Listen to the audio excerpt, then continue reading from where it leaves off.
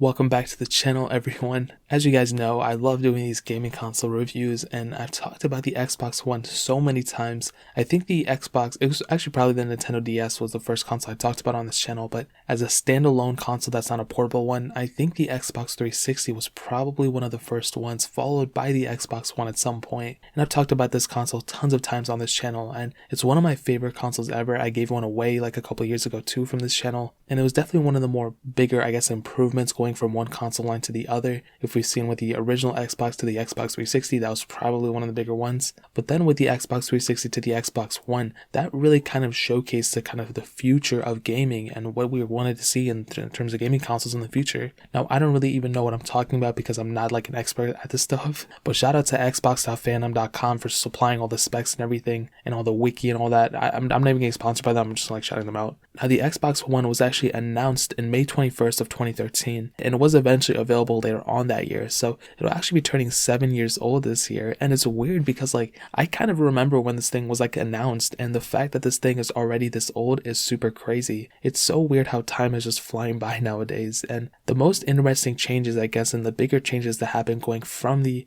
Xbox 360 or the Xbox 360E or whatever the last one was to the Xbox One was definitely the main improvements in terms of graphical performance and all that crazy stuff. And the one thing I like about the Xbox One, there weren't really crazy like gimmicky features that we've seen on a lot of other consoles. Like I'll give you an example with like the Nintendo 3DS, like that 3D toggle. Like I wasn't really too much of a fan about that. I know this is kind of like unrelated, but this was really like no frills, nothing too crazy. It was more so just to focus on the performance and how they can make the best console that they could at the time. Now in my opinion, the Xbox One S was a far better console, and I own that One S, I own the One X, I own all these consoles, but the Xbox One was definitely one that was one for the books. Now there were some really cool features about the Xbox One that started off. So the first thing was that you were able to control your console using the voice commands. So you were able to kind of maneuver through your console by doing different things like that, which is really, really nice. But the coolest thing, in my opinion, about the Xbox One was the ability to play some Xbox 360 games. Now, the one thing that really kind of made me upset about the Xbox One, though, to kind of start off with, was the non-backwards compatibility. Now,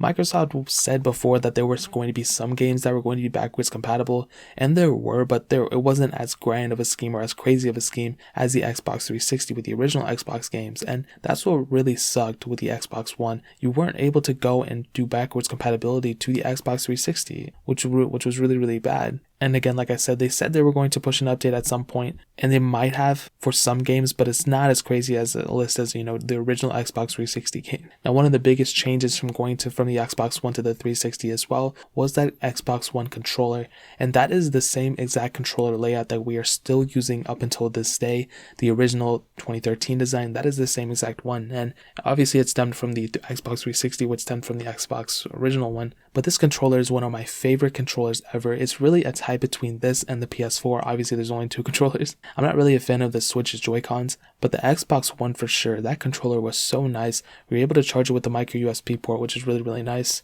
And it feels very, very good in the hand as well. It doesn't feel super cheap. It doesn't feel like crazy premium, but it has a good heft to it, and it definitely still feels really, really nice in your hands. And if you're going to go and do some crazy like gaming and all that stuff, you didn't necessarily have to buy like a separate controller, which a lot of people did, but you could do a lot of functionality with this controller. And this controller for sure was one of my favorite controllers of any gaming console probably ever made. Like I said, I think it's a little bit above the PS4, but the PS4's controller is still really, really good. Now, the design of the Xbox One was one of those things that was super interesting as well. Now, on the original Xbox One, you had quite a bit of a port selection. So you had two HDMI ports, you had two USB ports, and then an Ethernet port as well, and on the front. And that was definitely enough to get you from point A to point B in terms of the gaming and everything you were going to do with it, which was really, really nice. And it was a little bulky, coming from the original Xbox One to the Xbox One S. You definitely saw some improvements in terms of the design, as you especially got that one really white color, which is one color that I really, really do like. The black one was good too. I'm not racist, I swear to God, but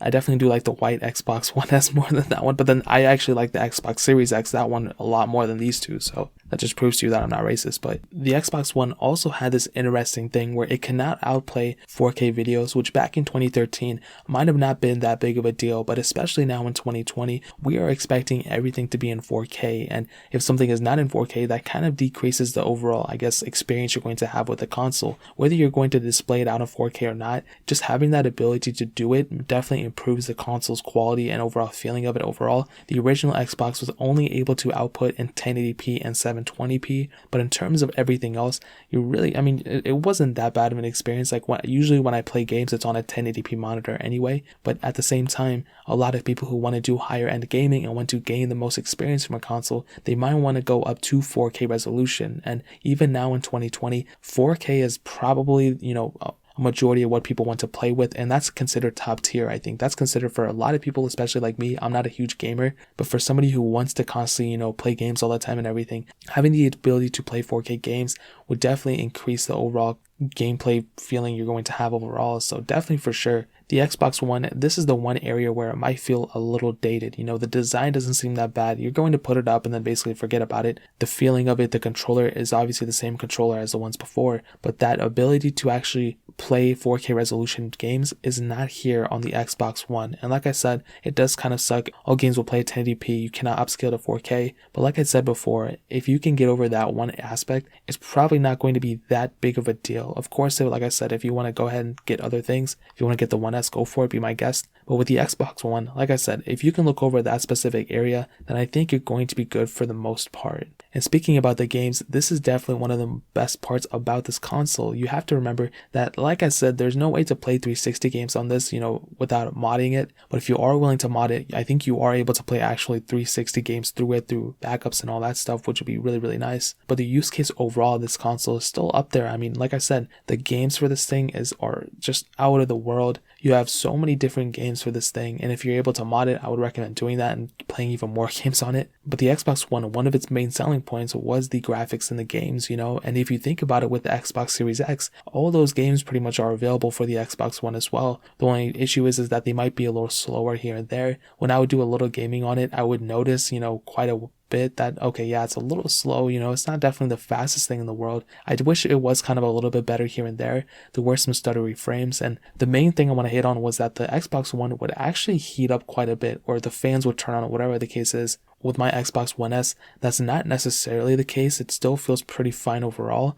But with my Xbox One, I was noticing that it was getting I don't know if it was getting hot. It probably was getting hot, but the fans were just cranking up like crazy. So especially a game like that Batman game I was playing, sometimes when I played that Spyro the Dragon trilogy on it, it would kind of go and crank up those noises on the sounds, which again, it's not an end of the world, but that is something to consider. That is kind of a weird thing at the end of the day. But again, this console came out in 2013, so it's not necessarily the newest one in the world, but it is what it is, you know what I mean? And like I said, with that backwards compatibility thing, some games were able to be backwards compatible, but not all games were down to it, which is a huge thing, which I just find kind of weird. Why would they do some games and not all the games? It doesn't really make much sense to me, but it is what it is. Now, in terms of the sales number, the Xbox One actually sold pretty decently. It definitely wasn't like the best-selling console of all time, but they definitely still sold millions of this console, which is really, really good. So a lot of people were able to get their hands on it, but still the price point was still pretty expensive. When it came out, it was first of $499, paid pretty much $500. Eventually, Microsoft lowered that cost down to $399.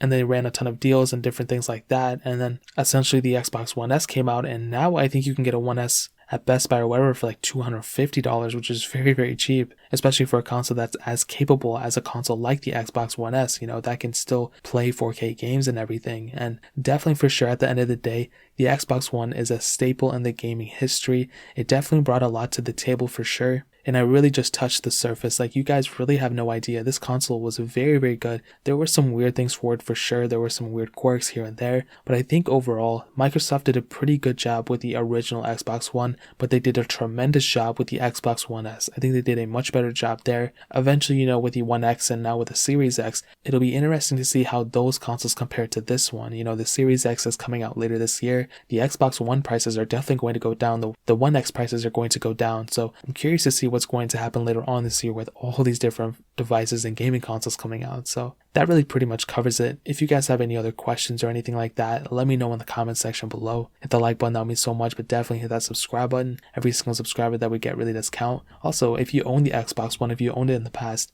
let me know your experience down in the comment section below. I'd love to hear it. Check out the other links down in the description as well. My Twitter, my Instagram, my second channel. All those links are linked down below. I'd really appreciate if you guys could check it out. More importantly than everything else, I love every single one of you guys. Hopefully I'll catch you guys in the next video. Peace out till then.